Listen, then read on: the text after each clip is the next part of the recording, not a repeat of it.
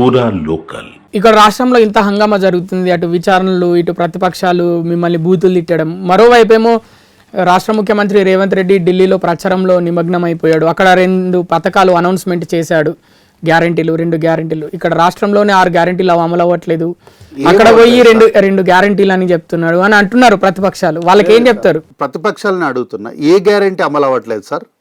ఆ 2 గ్యారంటీల పేరు మీరు చెప్పండి.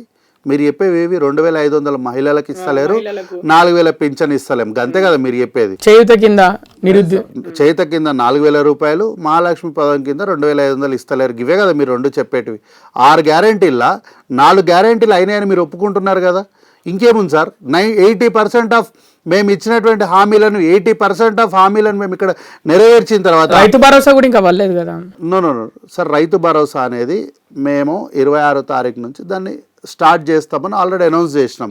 సో అది అమలు అయినట్టే లెక్క. ఇక దాన్ని క్యాబినెట్ ఆమోదించింది, దానికి బడ్జెట్ ఇచ్చినాము, డేట్ ఇచ్చినాం. ఓన్లీ అంటే దాన్ని స్టార్ట్ చేయడం ఒకటే లేట్ ఉంది, కాబట్టి అది కూడా అమలు అయినట్టే కదా. సో మేము ఇచ్చినటువంటి 6 గ్యారంటీల్లో మీరు చెప్పేవన్నీ 2 గ్యారంటీలు కదా. ఆ 2 గ్యారంటీల ఆలస్యానికి కూడా మేము కారణం కాదు. ఆ 2 గ్యారంటీలకు ఆలస్యం కూడా మళ్ళీ మీరే. ఈ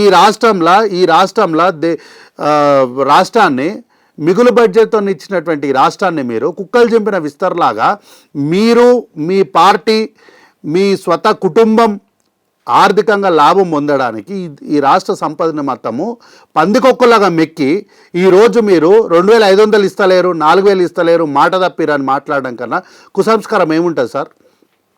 150 ఏళ్ళ చరిత్ర కలిగిన కాంగ్రెస్ పార్టీకి తిరగనికే సొంత కార్లు ఏడున్నాయంటే వేర్ల మీద లెక్క పెట్టవచ్చు సార్.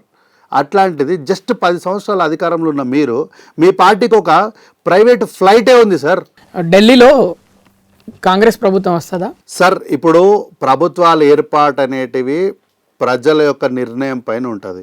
కాబట్టి 3 సార్లు వరుసగా 15 సంవత్సరాలు ఢిల్లీని పాలించినటువంటి కాంగ్రెస్ పార్టీకి గెలవచ్చు, ఓడిపోవచ్చు.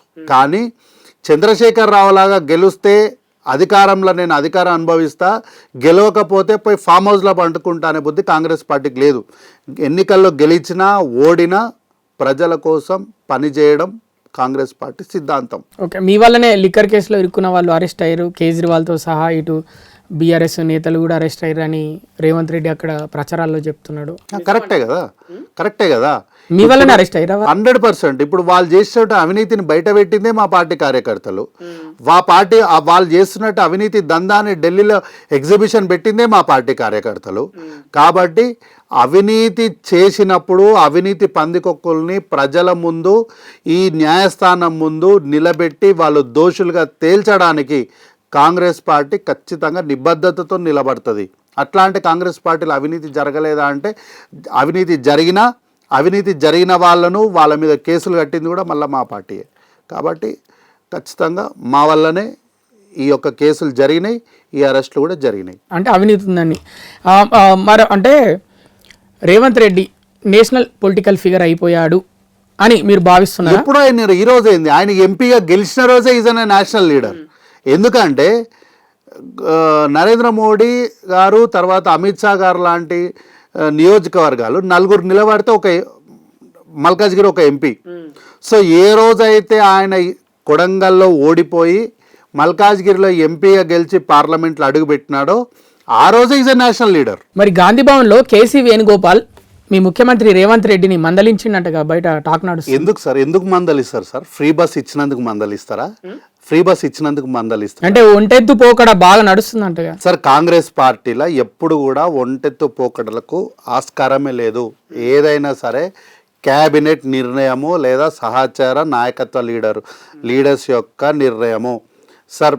ఇప్పుడు మీరే అంటున్నారు కేసీ వేణుగోపాల్ గారు హెచ్చరించినారా అని, అంటేనే అర్థమవుతుంది కదా ఇక్కడ సమిష్టి నాయకత్వం ఉంటుంది అని. సార్ ఇదేం బీఆర్ఎస్ పార్టీ కాదు, మన ఇష్టం వచ్చినట్టు ఫామ్ హౌస్లలో కూర్చొని సంతకాలు పెట్టుకొని ఓకే కానీ అని నోటి మాటతో ఇస్తే పైసలన్నీ అక్కడ పోయినా ఇక్కడ పోయినా అని ఉత్తా గాలి మాటలు చెప్పడానికి ఇది గాలి పార్టీ కాదు, ఇది కాంగ్రెస్ పార్టీ. సార్ పార్టీల నిర్ణయం తీసుకోవాలన్నా, ఒక చిన్న పదవి రావాలన్నా దానికి పిఎస్సి కమిటీ ఉంటుంది. ఆ పిఎస్సికి ఆ ప్యాక్స్ కమిటీలో కూర్చొని అందరూ కూర్చొని ఓకే అనుకుంటేనే ఆ పేపర్ బయటికి వస్తుంది. ఎవరు ఒకరు నో అన్న కూడా దానికి ఎక్స్ప్లెనేషన్ చెప్పాలి. మళ్ళీ సిడబ్ల్యూసీ కమిటీ ఉంటుంది కాంగ్రెస్ పార్టీలో, అట్లాగే మా ఇక్కడ కాంగ్రెస్ పార్టీలో రాష్ట్ర స్థాయిలో కానీ జాతీయ స్థాయిలో కానీ ప్రతిదానికి కూడా కమిటీస్ ఉంటాయి. ఈ కమిటీ ఒప్పుకుంటేనే, లేకపోతే ఏముండదు.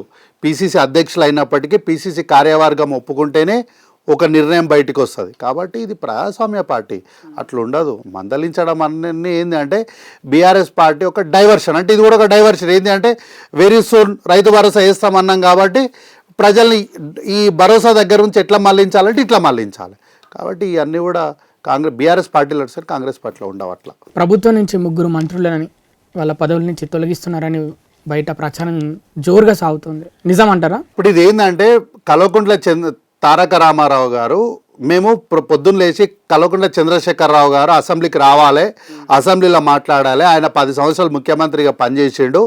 ఆయన తీసుకున్నటువంటి అనేకమైనటువంటి నిర్ణయాలపైన ప్రజలకు సమాధానం చెప్పాలి. ఆయన అధికారంలో ఉన్నప్పుడు ఎప్పుడు కూడా శాసనసభ పూర్తిగా నడవలేదు, కేవలం గంటన్నర 2 గంటలు మాత్రమే. అంటే ఆయన ఇచ్చినటువంటి భాషని విని సపట్లు కొట్టి వెళ్ళిపోయినటువంటి పరిస్థితులలో ఈరోజు చాలా విషయాలపైన ఆయన ప్రజలకు సమాధానం చెప్పాల్సిన అవసరం ఉంది. కాబట్టి ఆయన ఖచ్చితంగా శాసనసభకు రావాలి అనేటువంటి ఒక ప్రత్యేకమైనటువంటి డిమాండ్ ముందు కాంగ్రెస్ పార్టీ చేసింది, తర్వాత ఎమ్మెల్యేలు చేశారు, తర్వాత ఇప్పుడు ప్రజలు కూడా చేస్తున్నారు. సో ఇట్లాంటి తరుణంలో ఈ యొక్క డైవర్షన్ ఎట్లా చేయాలని బాగా ఆలోచన చేసి ఇదొక డైవర్షన్ పాలిటిక్స్ని కల్వకుంట్ల తారక రామారావు గారు తీసుకున్నారు. ఎందుకు బర్తరఫ్ చేస్తారు సార్? ఏమన్నా బీఆర్ఎస్ పార్టీయా? పొద్దున సాయంత్రం అని తేడా లేకుండా హాస్పిటల్లో చుట్టూ తిరిగి హాస్పిటల్లో ఏం జరుగుతుంది అని చెప్పి నివేదికలు తెప్పించుకొని ప్రత్యక్షంగా వెళ్ళి ఇన్స్పెక్షన్స్ చేసినటువంటి ఒక దళిత బిడ్డ, మాదిగ బిడ్డ అయినటువంటి డాక్టర్ రాజయ్య గారిని రాత్రి బర్తరఫ్ చేసినట్టు మా దగ్గర అట్లా ఉండదు. ఎందుకు బర్తరఫ్ చేస్తారు? ఎందుకు తొలగిస్తారు సార్? ఈరోజు మంత్రివర్గాన్ని విస్తరణ చేయాలి, ఇంకో 6 మంది మంత్రులను తీసుకోవాలని చెప్పి మేము ఎవరిని తీసుకోవాలని చెప్పి మేము చూస్తుంటే ఉన్న వాళ్ళని వైదొలిగిస్తారని ఎందుకు? ఇది ప్రచారం కాకపోతే ఇంకేముంటుంది సార్?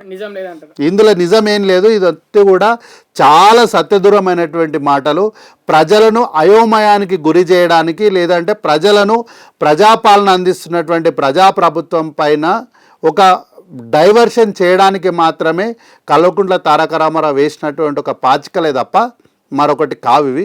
ఏ మంత్రిని కూడా వైదొలిగించాల్సిన అవసరం కాంగ్రెస్ పార్టీకి ప్రస్తుతానికి లేదు.